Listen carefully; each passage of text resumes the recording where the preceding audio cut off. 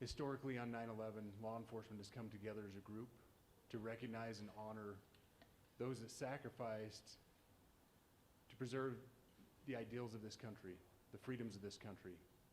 And instead, we find ourselves today hunting a murderer who chose to violate our rights, the rights of an individual within this country.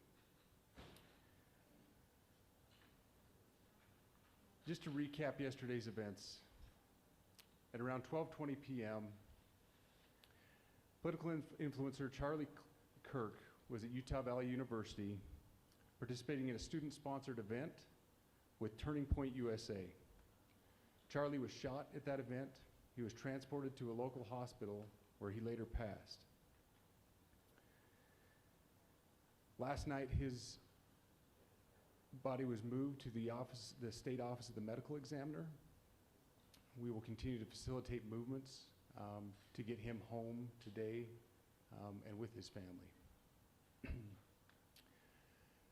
Yesterday, during the investigative process, we located a couple of persons of interest. We interviewed those individuals, and after releasing them and after clearing them of being suspects, they faced scrutiny, they faced threats. We asked the public to be patient with the investigative process. These individuals were not suspects, they were people of interest. We ask that you do not impose into those people and that investigative process. They don't deserve that harassment for being subject to that. I'd like to thank all the investigators that are involved in this. They have worked around the clock, all day yesterday, through the night last night. Investigators from the State Bureau of Investigations, from county, from city agencies, the university, our federal partners with the FBI, the ATF, and many others. Those are just a few of the people that we have involved in this. I'd like to thank all of them for their strong work. Through all that work last night, we were able to make a few breakthroughs. We were able to track the movements of the shooter. Starting at 11:52 a.m., the subject arrived on campus, shortly away from campus. We have tracked his movements onto the campus, through the stairwells, up to the roof, across the roof to a shooting location. After the shooting, we were able to track his movements as he moved to the other side of the building, jumped off of the building, and fled off of the campus and into a neighborhood. Our investigators have worked through those neighborhoods, contacting anybody they can with doorbell cameras, witnesses, and have thoroughly worked through those communities, trying to identify any leads. We do have good video footage of this individual. We are not going to release that at this time. We are working through some technologies and some ways to identify this individual. If we are unsuccessful, we will reach out to you as the media and we will push that publicly to help us identify them. But we are confident in our abilities right now, and we would like to move forward in a manner that keeps everyone safe and moves this process appropriately. Last night I communicated with Erica. The family's devastated. As a commissioner of public safety, as a father, as a husband, I can only imagine what that family's going through.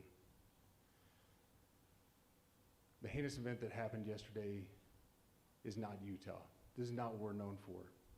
Over the past several weeks, we've seen this state come together to help families in mourning, come together as a community to show what Utah is known for a state of character, of service, of camaraderie, of a neighboring feel.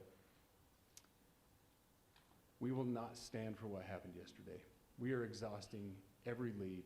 We have every officer invested in this, every investigator, every local agency.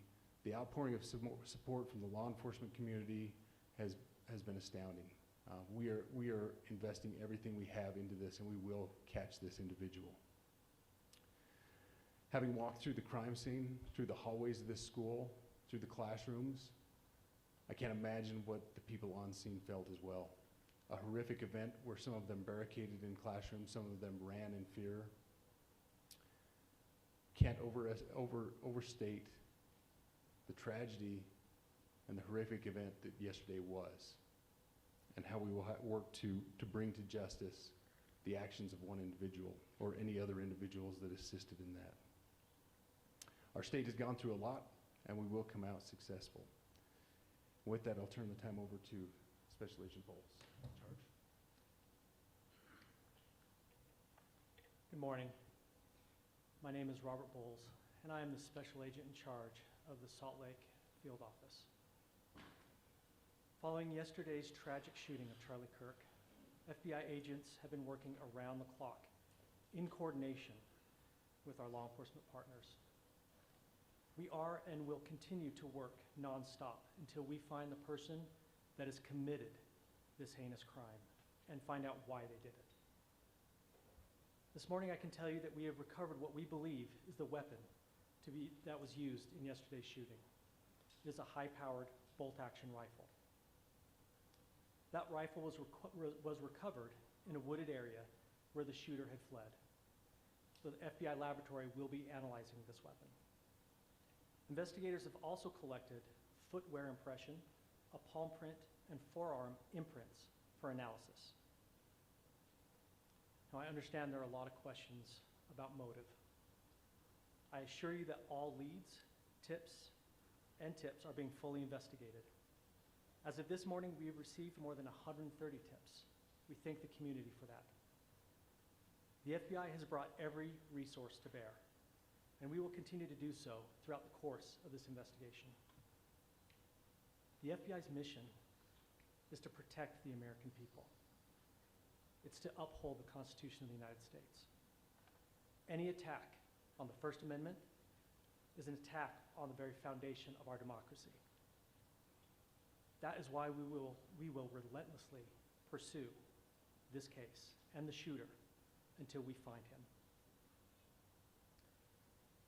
We also continue to grieve with the family and the community. It's our community.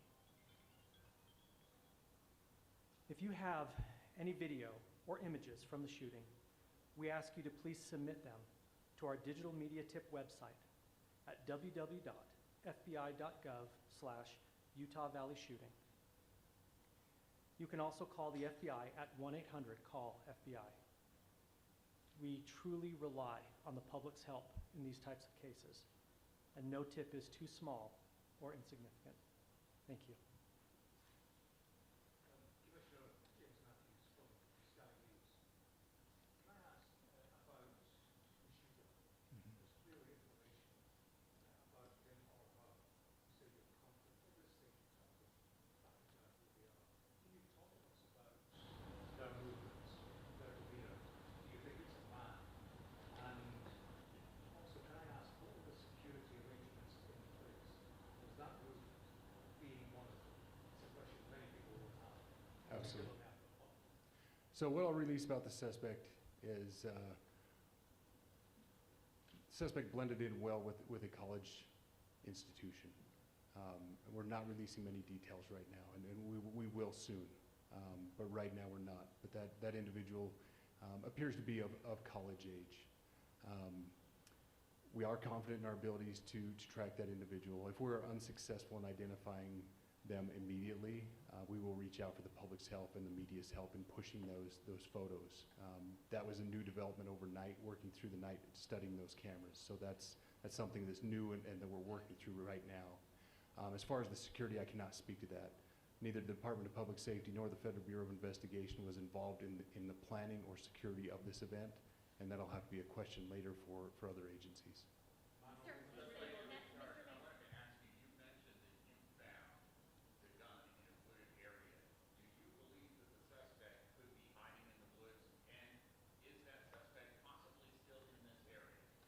So that's a good question, and it's a question that goes to the safety of the community, right?